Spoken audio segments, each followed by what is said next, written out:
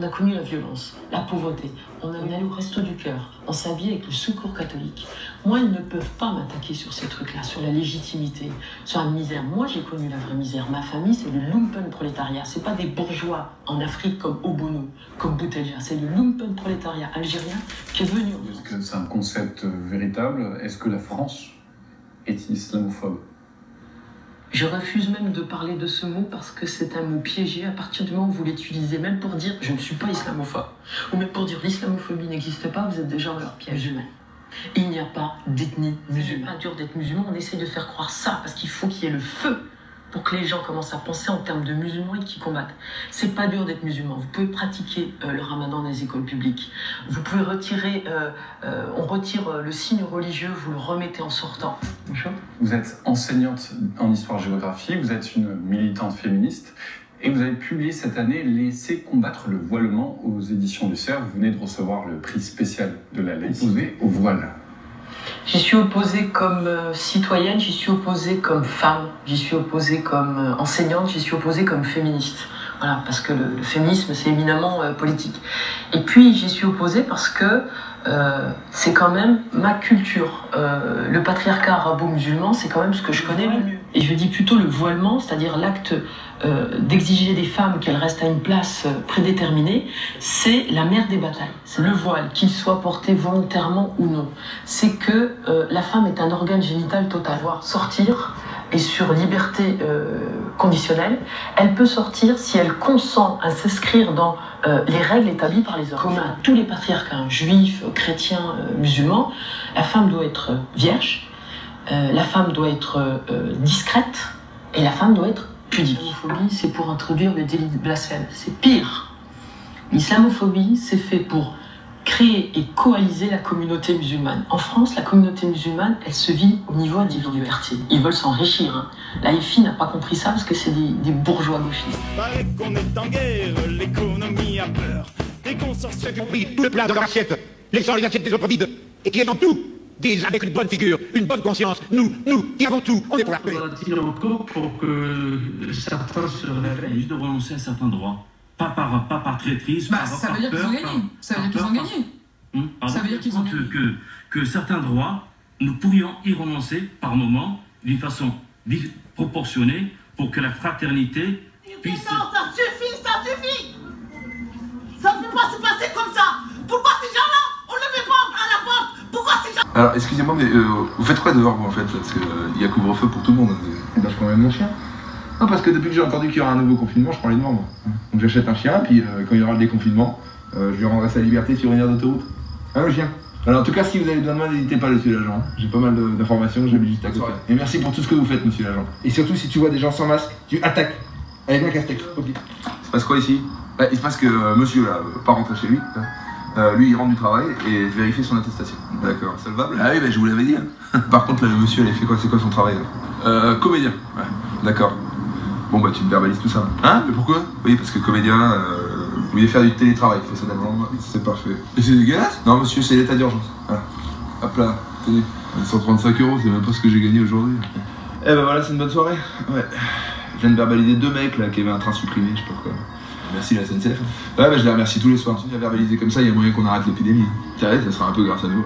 Douce France, cher pays de mon Allez-y les gars, c'est bien, frappez.